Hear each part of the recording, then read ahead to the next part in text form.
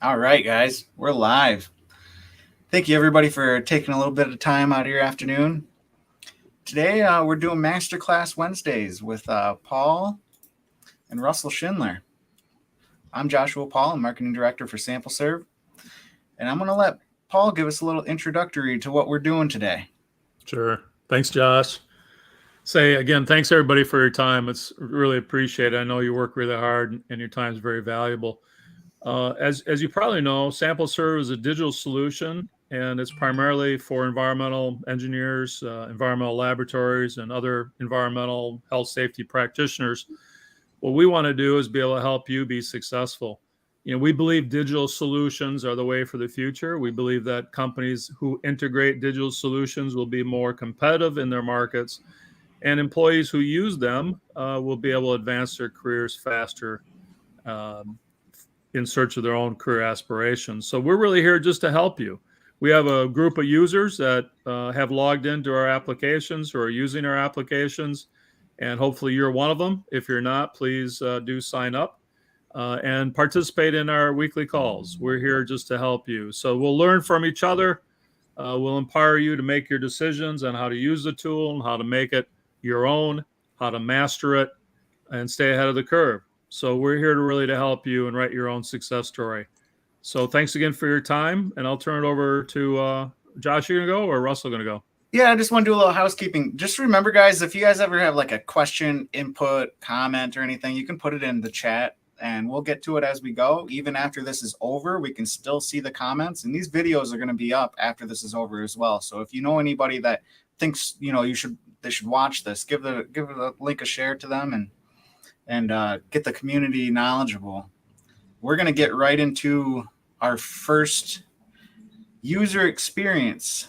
We like to do customized portions of our app for when people, when our users come to us and they say, hey, Russell, we need something in your app that you don't have. So there's a lot of examples we can show you, and what we want to show you today is our forms capabilities. So Russell, I'm gonna let you share your screen and just give everybody an example of some custom forms that you can put together in the SampleServe platform. Okay. So what I've done is I've created an event here. You can see my screen now? Yep. Okay. So I've created an event. We've got some sampling going on here, doing unleaded gasoline. But I want to, while I have my field technician out there, I want him to do an inspection on all the wells.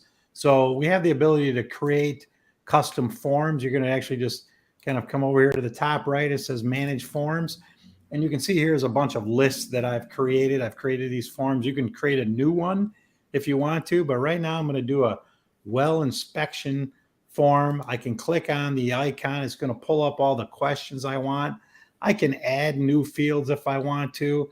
I've got a list of all the available fields, that I've created so far on different things. And all I can just come down here and just go, I'm just going to pick one.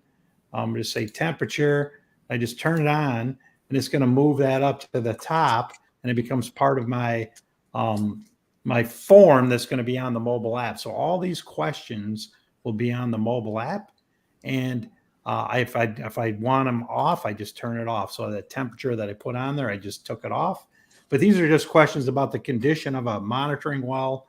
And then when I hit the save button, it's going to save that. And then I just select that button, hit save again. And you'll see it actually moved this over into my work scope for this day, June 30th.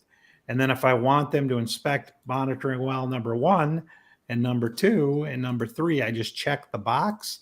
And then I'm all done. I'm going to hit the save button, and it's going to save that to the event, which will then get pushed to the mobile device. So that's how you will create a custom form and then make it part of your sampling events. While the person's out there doing their sampling, they can actually move back and forth from sampling to doing the inspection form very seamlessly. If they're doing low flow sampling, you got time to go and write down some information on a well inspection. So that's pretty much it. That's how you do a well inspection.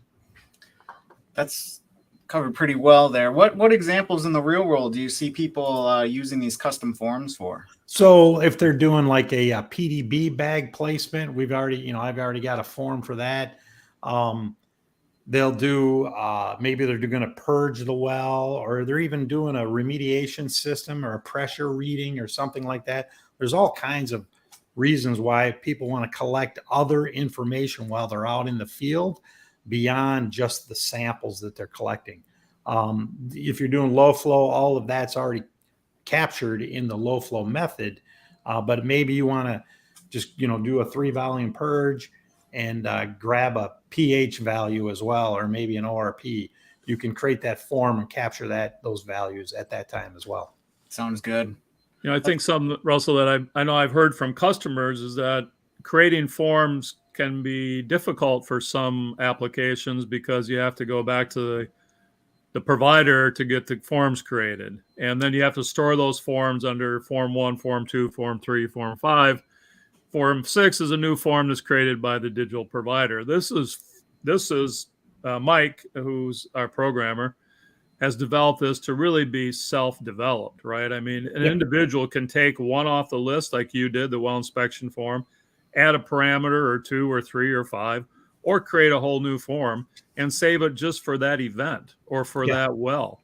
Correct. Which makes it super customizable, and it's very easy to do rather than having to go to your provider to get the forms made and storing the forms, remember which ones are which. So, I think this is a real beneficial use for our users, is that it's such a flexible way to create unique forms. And, I think any digital solutions provider would give up creating every form that's required, because everybody has their own nuances and their own requirements. So this really makes it fit for purpose for the user. Yeah, and then on the output side of things, so when the form is created and it's completed for the event, you can actually take that data both as a CSV file, so if you wanted to sort based on some value in the form, or it'll also push it as a PDF. And so when you push the form with the PDF, it'll actually have the pictures of the sample location that you've taken with the app as well. So the output side is equally as customizable, and you can get the data both as a data file and as a PDF, just for record purposes. So yeah, I imagine it'd be nice to be able to have all that information in a table that you could organize.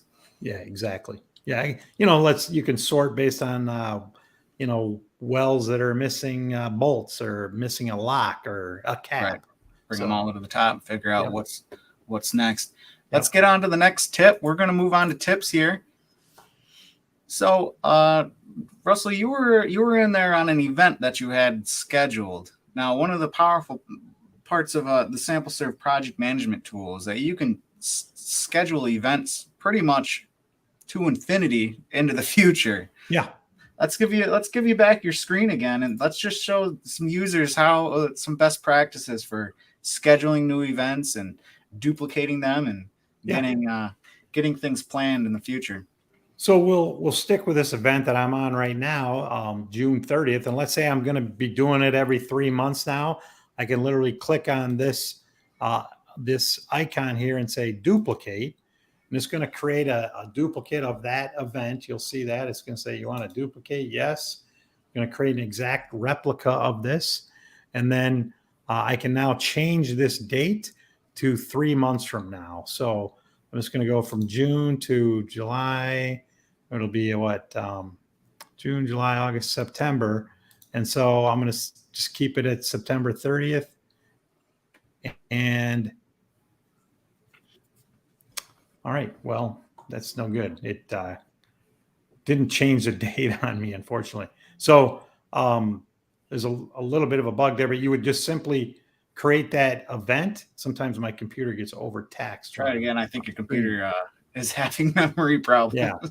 So you basically just change the date, and it would keep the exact same replica of the event, but on the new date. So if you're doing the same sampling, same wells, quarter to quarter to quarter, you would just go in there, copy, change the date, copy, change the date, copy, change the date. And then you can go into that event and actually change the individual frequencies. If you want to go from 3-volume purge to low flow sampling. So. And the nice thing is that you have all these planned ahead. So when your field techs open up their app on their mobile device, they can see all these events and when they happen, and they can. Yeah, if they're invited to that particular project, as soon as they open up their event and log in, they'll get downloaded the most current versions of those events. Right, and that way they know, for certain what's coming up, so they can never miss a sampling event, which could cost a lot of money. Yeah. What do you think, Paul? I think it's great, man. I missed a few events. I've missed a few events in my time, so I think everybody having a helpful reminder for quarterly sampling would be a big thing. It would have been a big thing for me. So I'm glad it's functional. So it's a pretty common tactic where people get, you just get 1 month behind on every quarter. Next thing you know, you've only done 3 quarters in a year. So right. So it helps you keep from leaving money on the table. Let's get into the next tip here. We're going to talk about getting to know the low flow calculator in the mobile field app. So I'm going to pull that up here. Right now I have the app on my computer. And this is the equipment setup checklist before you start low flow sampling. So Russell, talk about this checklist. So this is where you're going to enter in the type of meter you're using, the type of pump. You're going to put in your low flow cell volume, your tubing length, diameter of your tubing, the type of tubing, and it will automatically calculate your time interval based on your anticipated pumping rate. Now you've got a pumping rate of 100, but you can also manually override the pumping time, so it'll give you a calculated 1 volume of flow at your anticipated pumping rate. But again, you can manually override. Some people just have a standard, take a reading every 5 minutes. Just for demonstration purposes, we set this up for 1 minute. So go ahead and switch to the low flow right there. We've already kind of halfway gone through this. You would enter your depth of water. You just tab over, enter your depth of water, enter your values. You can see, just for time purposes, Josh already entered some of these values. He's going to go in and enter the 3rd reading now for some of these that are still left, and just kind of duplicate exactly what you have there. And you'll see that when you get 2 in a row, it'll turn green, and the 1 in a row with inside the parameters that are allowed by the US EPA method, it'll turn green. When you get 2 in a row, which then says you're stable, it'll turn bold. So you can see here, Josh has 1 in a row for turbidity, and we set this up on purpose. So he's going to say, take another reading. His clock is timed out. You can see the bottom left there is a new clock. It will by default, enter your last depth to water reading. You can override that if you want. You can see Josh has a depth to water of 10.01. It's got his flow rate of 100 already in there. If you do change the flow rate, that'll change. It does a running total based on your flow rate and the number of minutes. And then Josh, go ahead and just enter the values in again, just kind of copy what you have there. And you'll see it's going to be stable again. And I'll just point out that the collect samples button at the bottom right is not active until Josh enters in that last volume, and we get 3 in a row on all 6 parameters. And so now that collect samples, and you see the red icon, it says field parameters are all now stable. That turns green. You still got time left on your clock. So in order to go to the next phase where you're going to be actually printing the labels, you would just hit collect samples, and that will take you to the next screen, and where you would sign your name and print the labels and finish out the sampling. So that's our low flow calculator. Again, it's using the US EPA methodology. Unfortunately, it's not customizable yet, but we're working on that, where you can change the parameters. Some people like to have tighter parameters than US EPA. And then the units in terms of like connectivity and stuff, those are all fixed right now, but we're working on making that customizable as well. But basically that's it. You've reached stability on this sample, and you can actually collect the samples. And also some news about using connecting to some sensors and meters, Russell. Oh yeah. So we've actually just signed a deal with In Situ in order to be able to connect this app to their mobile device. So you'll be able to, within the coming months, you'll be able to actually import the readings via Bluetooth right from their device. It's going to be all of their Bluetooth connected devices, the AT500, AT600. I think they've also got a new one out there. I think it's the AT800 and 700. So we'll be able to connect to those, and you'll be able to just import that information right into here, so it saves you from having to type it in. We're also working deals with some other companies out there, YSI and AquaRead out of England. So they've got a real nice meter as well. So that's, we want to make this, we're kind of meter agnostic. We like them all. And so if they've got Bluetooth capability, we want to be able to take their data and be able to import that data directly into the device, just to save your field people some data entry time and obviously increase the accuracy as well. Right. You don't want to be typing in the wrong thing. Right. Sarah, you commented, can you present this data to your client? Which data are you talking? Are you talking about the field form data? In essence, you can he's present. Probably meaning the low flow sampling. So okay, yeah. I don't know if you guys can show them when you're done report. sampling, you can add as a PDF and as a CSV file. Yeah. Is it possible to link your procedure to your field data to assist with training? Procedure to your field data. Are you talking about like standard operating procedures, Sarah? Field form data. Okay. Yeah. So this data is exportable as soon as you're done sampling, right from the field app, as a CSV file and as a PDF. And it will have the photographs you've taken and everything. So yeah. So as soon as you take the data in and you connect back to the cloud, whether you're taking the data, offline, you'd have to just connect back to the internet, then it'll go back and you could export this data immediately. Yeah. And it's there permanently as well. So, if you go back 2 quarters ago and you want to look at the field data for a particular monitoring well, you're able to click from the website, from the, after you've logged in, go to that event and pull up that field data. Again, both as a CSV file and a PDF. Does that answer your question? Good question. Good questions. All right, let's get on to the next batch here. Let me find my. What's next, Josh? Come on, let's speed this up a little bit. All right, I'm going as fast as I can, Paul. All right, man.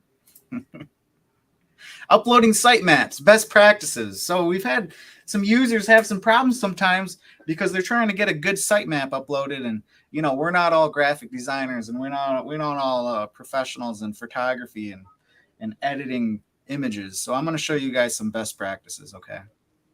So here in the site info on your project management tool, you're going to be able to upload sitemaps. Up at the top right here, you can click New Sitemap. Now I'm going to give you a folder here. I have an example of sitemap, good size, sitemap, bad size. So we're going to open this up. This is a very small file. When you get this a little bit larger, you're going to see it's pretty pixelated. So anything that's going to be anything that's less than about 600 pixels wide, it's going to look a little pixelated on your site, on your maps that you're going to be creating. Now here's a good size. This one's going to be less pixelated. So this one right here is, let's see, 1,200 pixels wide. So this one's a good one. So we're going to upload this one.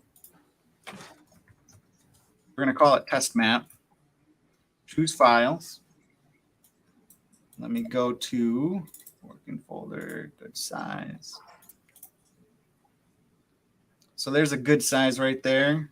We're going to just create sitemap. And the nice thing is, once we get it uploaded, we can start adding our locations where we know that they are. So here's Modern Well 1. Now you're going to know where these are. The nice thing is, though, the wells that we've already uploaded have GPS coordinates already on them. So an even easier way is to go New Sitemap, GPS map, use GPS coordinates. And it'll grab all the GPS coordinates in all those wells, and it'll create a sitemap for us. And that's kind of the the cheating easy way, and it automatically adds our well locations on there for us. Now, let's say you have a sitemap, but it's stuck inside a PDF format. A lot of people don't know how to get a PDF format into an image. It's pretty easy. All you got to do is just File, Export to, Image, JPEG. You save it, replace. I already did this before. And now we have it turned into a JPEG. Now you say, well, where'd you get this image from? Pretty easy. I knew where my site's at. I just grabbed a screenshot of Google Maps. And then there's other options. You can also have like an AutoCAD image created. You can have, what do you call it from the side, Russell? Cross sections. Cross sections uploaded. You can have anything kind of uploaded. That's just a little demonstration about, just make sure that your maps are good quality, good size. Anything to add, Russell? Yeah. So what a lot of clients do is they actually create like a great base map, but then in the sitemaps, they'll use that same base map and they'll call it one time, they'll call it like the deep aquifer map. And then the next one will be the shallow aquifer map. And then sometimes they want to have like just a benzene map and just a xylene map. So you can have, so when you go to look at your data, there's, you want to look at the benzene, concentrations. Maybe you've got a benzene exceedance and you want to focus on that. So you can have a map that you set up for your ice chemical contours that is just specifically for showing benzene, or maybe it's a total BTEC. So those are the kind of things that you're allowed to do. And you can have it can all be the same map, but you just do it multiple times and you want to show different wells or different things. Maybe you want to zoom in on a hotspot. So that's really the beauty of this system. We don't limit you on the number of images that you want to create and maps. But if you do create all these maps, it's very fast. When you upload new data, you can do your benzene map, your toluene map, whatever it is you're looking for very quickly. Just print. And you can have a whole suite of graphics in just a matter of minutes. Yeah. The nice thing is you can upload as many maps as you feel you need to. Yep. I mean, this is similar to the forums, right? It's user defined. The user can get in, load any map they like, and plot anything they like. So it makes it super versatile. You don't have to wait on your CAD department. You don't have to wait on your provider. You don't need to wait on, a programmer. It's all there. So, this is really meant to help facilitate those individual performers who are out there, creating the data, creating the reports for their clients. If I can do it, anybody can do it. Yeah. You can say that again. That is actually true. What else is going on, Josh? Are we done? Are we ready? I think we're done. I just want to give an update. Me and Russell recently got back from Milwaukee. We were invited by the Water Council to Brew 2.0. We met a lot of awesome companies there, a lot of new water tech startups. And I feel like we fit in perfectly with that cohort. And Russell, how'd you feel about the whole experience? It was, super educational. I mean, we learned a lot in a very short amount of time, but probably the most exciting part was we met a lot of water tech companies from all over the world: France, Spain, Norway, Latvia. There's some other countries I'm missing there, and several from the United States as well. So it was really cool to kind of see people that are doing, things that are adjacent to us. Some of them have some really cool testing technologies, and some have wastewater treatment plant operation technology. So it's really, really exciting about, be able to see what's on the horizon in terms of technology, and then just kind of be part of it and actually know these people now. Yeah, really good experience. I think we're going to tighten it up. We're past 20 minutes, so that's kind of our limit. Paul, you want to send us off? Yeah. Again, thanks everybody. We're looking for partners. The only thing I would add is that in the near future, you'll see probably 2 new partner announcements coming out. We're working on a 3rd big partnership agreement. So the uptake on the technology is going well. We'd love to have you join us as a client, as a partner. We'd love to co-develop functionality with you as well as we move forward. So again, thanks, Josh. Thanks, Russell. Thanks for everybody who's participating. Appreciate it. You want to hit this last question real quick, Paul? We got Sarah's back again with, your graphics are excellent. Can you combine all your digital data and create a report with a summary? which is Working on it.